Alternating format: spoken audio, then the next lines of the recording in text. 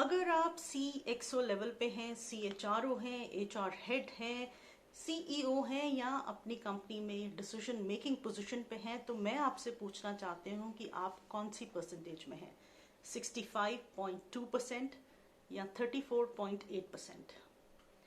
आप मुझसे पूछेंगे कि ये कौन से नंबर्स हैं। इसको एक्सप्लेन करने से पहले मैं आपको एक स्टोरी बताती हूँ। मैं HR हेड थी एक लार्ज IT MNC कंपनी की कुछ साल पहले, और हम कंपनी की तरफ से एम्स्टर्डम गए। वहाँ पर एक ग्लोबल HR मीट थी और सभी कंपनीज के, सभी कंट्रीज के HR हेड्स को उन्होंने बुलाया हुआ था। तो एक दूसरी कंट्री के HR हेड ने मुझसे पूछा कि वेयर आर यू फ्रॉम। तो मैंने कहा इंडिया। तो उसने कहा इंडिया में कहाँ से, फ्रॉम वेयर। सो मैंने बहुत प्राउडली बोला न्यू दिल्ली। तो शी सेड रेप कैपिटल। मुझे बहुत दुख लगा। फिर उसने कहा कि वो अपनी फैमिली के साथ स्पिरिचुअल जर्नी के लिए इंडिया आना चाहती थी, पर क्योंकि ये रेप कैपिटल है न्यू दिल्ली, तो उन्होंने अपना डिसीजन चेंज किया और वो श्रीलंका में 6 महीने के लिए रहने चले गए, हॉलिडे पे चले गए, स्पिरिचुअल जर्नी पे चले गए। मुझे बहुत दुख लगा और मैं ये सोचने लगी कि श्री राम की ये धरती अनसेफ है। अब जब मैं इंडिया वापस आई तो इस बात ने मुझे बहुत ज़्यादा विचलित किया।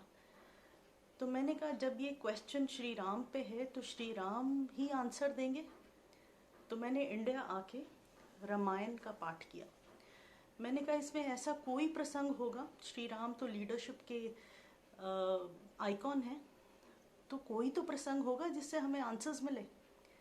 तो एक प्रसंग वहाँ पे मुझे मिला और वो छोटी सी गिलहरी की स्टोरी है जो मैं आपको बताती हूँ। तो श्री राम को लंका जाना था, वहाँ पर उनको वो ब्रिज बनाना था। तो उनके पास बड़ी अच्छी टीम थी, हनुमान जी, नल, नील, सुग्रीव, अंगद, जामवंत और जटायु का भाई। सब ने ये डिसाइड किया कि पत्थर के ऊपर लिखेंगे श्री राम, समुद्र में फेंकेंगे, पत्थर भी फ्लोट करेंगे और फिर ब्रिज बन जाएगा और हम लंका में जाके रावण जिसने माता सीता को हरण किया हुआ है उससे हम माता सीता वापस लेके आएंगे। तो श्री राम ये सोच रहे थे कि ये समुद्र के ऊपर पत्थर पे मेरा नाम लिखा और वो फ्लोट कर रहा है और मैं नहीं चल पाया। तो वो भी ऐसे सोच रहे थे ना, तो उनका हाथ ऐसे कहीं पे पड़ा, साथ ही में उन्होंने उठा लिया। तो उन्होंने देखा कि छोटी सी गिलहरी उनकी उन 2 उंगलियों के नीचे आ गई। तो प्रभु बहुत विचलित हुए, बहुत परेशान हुए, बहुत दुखी हुए। उन्होंने गिलहरी को देखा, उसको कंफर्ट दिया, उसको बोला कि मैं नैनो सेकंड्स के लिए मेरा ध्यान विचलित हो गया और उस टाइम तुम मेरी इन उंगलियों के नीचे आ गई और तुम्हें कितनी तकलीफ हुई, तुम्हें मुझे बोलना चाहिए था। तो गिलहरी ने कहा कि श्री राम, अगर हमें कोई और दुख दे, अगर हमें कोई और तकलीफ दे, तो हमें पता है कि हमें आपके पास आना है। आप करुणा निधान हो, आप दया के सागर हो, आप दया की मूर्ति हो, आप दुख भंजन हो। पर प्रभु, अगर आप ही तकलीफ दे रहे हो तो हम किसके पास जाएं। तो श्री राम को इतना गिल्ट हुआ, इतनी करुणा उनके अंदर भर गई, वो इतना उदास हुए कि उनकी नाइसनेस के कारण इस छोटी सी गिलहरी ने उनको नहीं बोला।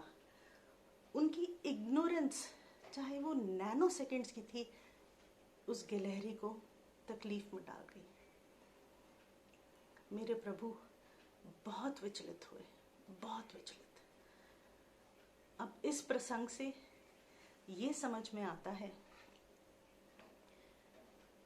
कि कहीं ऐसा तो नहीं कि आप एज अ लीडर, आपका ब्रांड नेम है, आप एज अ लीडर, आपकी एक रोबस्ट टीम है जो आपके लिए डिफिकल्ट से डिफिकल्ट काम कर रही है।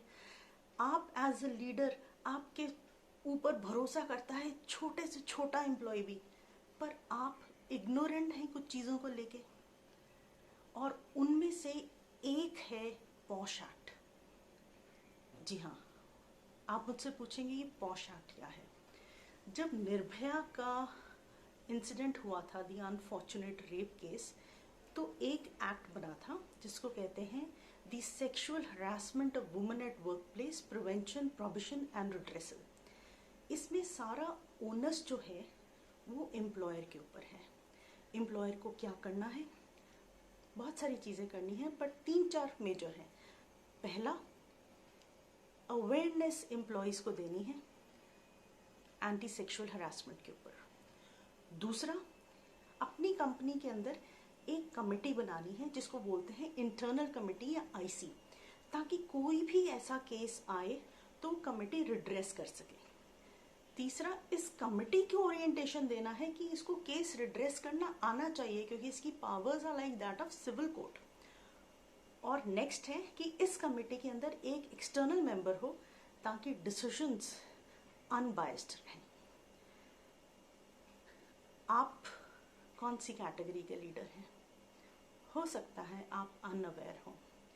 फोर्ब्स की ये रिपोर्ट अभी मार्च की है, इसके अंदर इन्होंने पूछा है making work places safer for women, why companies can do better.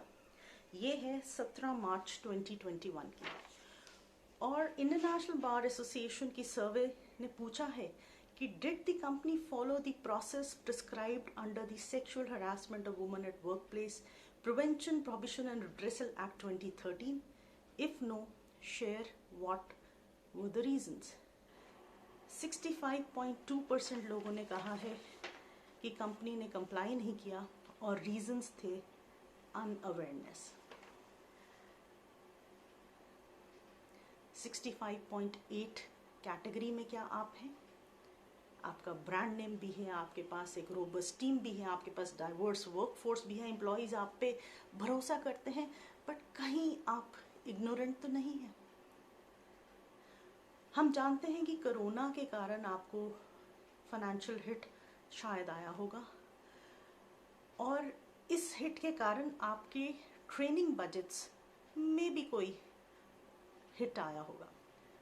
तो हम आपका ये वर्कलोड शेयर करना चाहते हैं। मैं हूँ माला थापर। अपनी कॉर्पोरेट जर्नी के 25 इयर्स एक एंट्री लेवल पोजीशन से बोर्ड लेवल पोजीशन के बाद मैंने ये कॉन्शियस डिसीजन लिया है कि I will work for this cause anti sexual harassment. मैं को फाउंडर एंड CEO हूँ इंडिपेंडेंट माइंड्स की। मेरे साथ industry expert, lawyers, HR professionals सब मिलके एक मिशन पे हैं और हमारी मिशन है each one educate one on anti sexual harassment. इसलिए हम आपका ये वर्कलोड शेयर करेंगे। हम आपके एम्प्लॉयज़ को एक फ्री ऑनलाइन सेशन देंगे। मैं फिर से कहती हूँ कि अगर आपकी ऑर्गेनाइजेशन वैल्यू ड्रिवन है, अगर आपके पास एक गोल है, अगर आपके पास एक डेडिकेटेड एक रोबस्ट टीम है, अगर आपके पास एक डाइवर्स वर्कफोर्स है, अगर आप छोटे से छोटे एम्प्लॉय का भी ख्याल रखना चाहते हैं, तो प्लीज़ इस एक्ट की तरफ इग्नोरेंट मत होइए।